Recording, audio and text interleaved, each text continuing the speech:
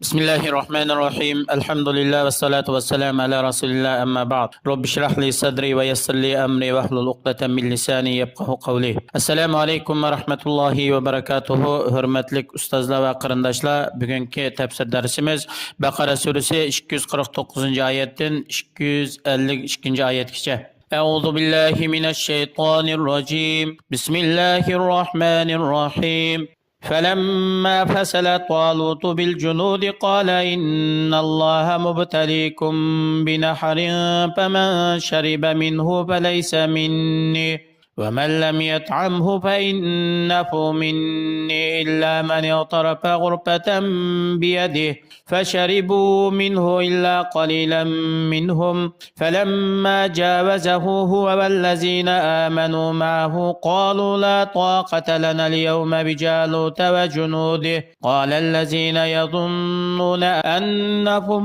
ملاقوا الله كم من فئة قليلة غلبت فئة كثيرة بإذن الله والله مع الصابرين. Yuqorida tilovat qilingan oyatning qisqacha tarjimasi Talut o'zining qo'shinlarini elib shahardan chiqqan vaqtida ularga mundaq dedi: Haqiqatan Alloh sizlarni bir daryo o'stan bilan sinaydi.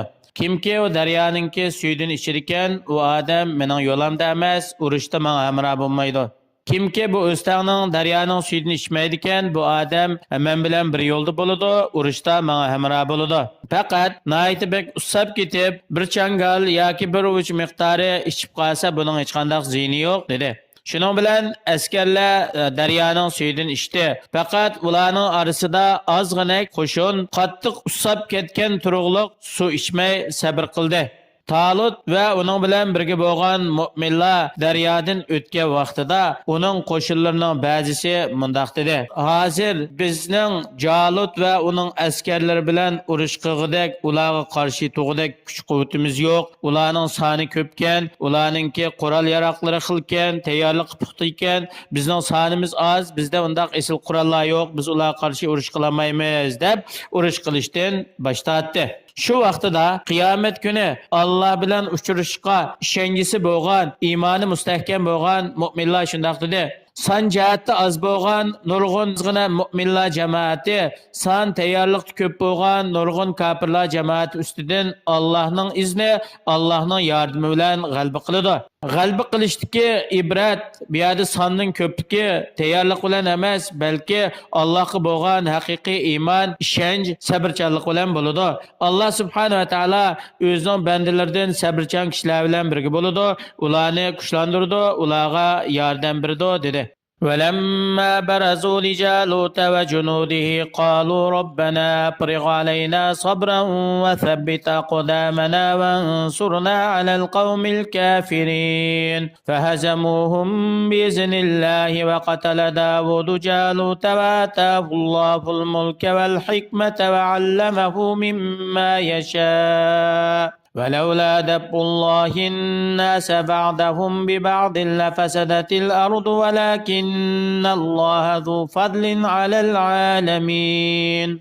Talut o'zining qo'shinlari bilan Jalut va uning qo'shinlariga qarshi maydonga tushgan vaqtida bular Alloh tarafga yuzlanib shunday deb duo qildi: Robbimiz bizning qalbimizga sabrchanlikni qo'yslar, bizning qalbimizni nayt sabrchan qilslar, qadamlarimizni urush maydonida mustahkam qilslar.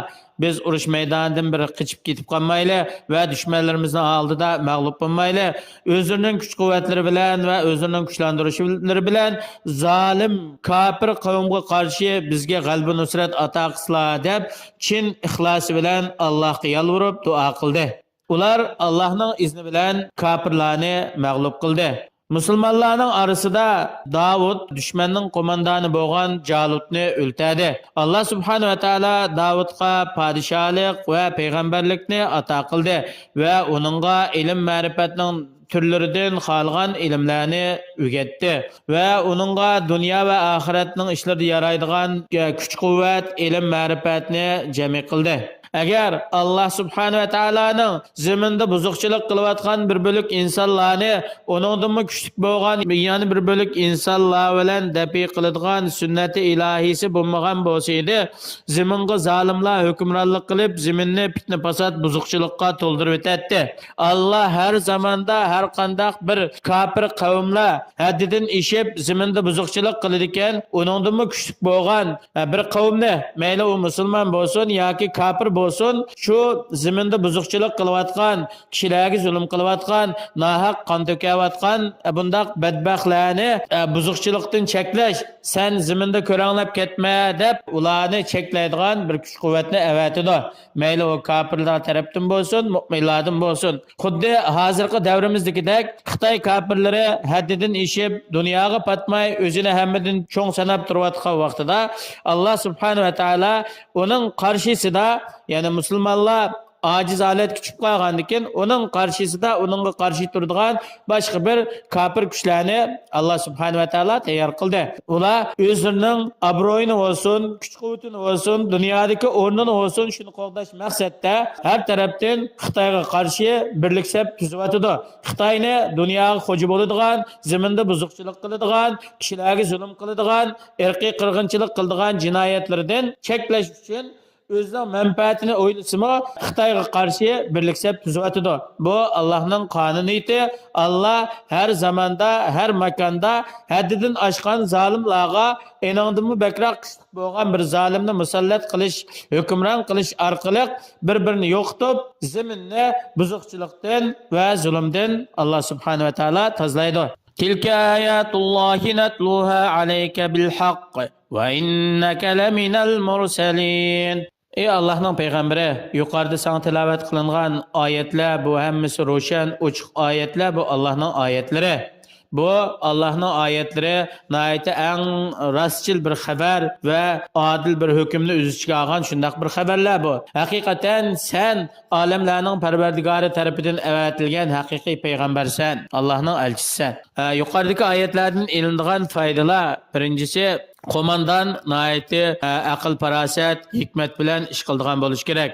O'ziningki qo'l ostidagi qo'shinlarini, askarlarini va qo'shinlarning orasida kim urushga chidamchan, mustahkam tura oladi, kim kichikgina qiyinchilik bo'lsa bardoshlik berolmay chekinib ketadi. Buni arish uchun ularni turli yo'llar bilan sinash, ixtibor qilish kerak bo'ladi. İkincisi, g'alba qilish ki bu ibrat sonning ko'pligi, tayyorlikning ko'pligi bilan bo'lmaydi. Bu bir sabab bo'lsa-mu, faqat sonining ko'pligi, tayyorlikningki puxtaligiga qarablam g'alba qilamiz degili bo'lmaydi. Haqiqatan g'alba Allohning yordami, Allohning muvaffaq qilishi bilan bo'ladi. Bu g'alba nusratning eng katta sabablaridan hisoblanadi.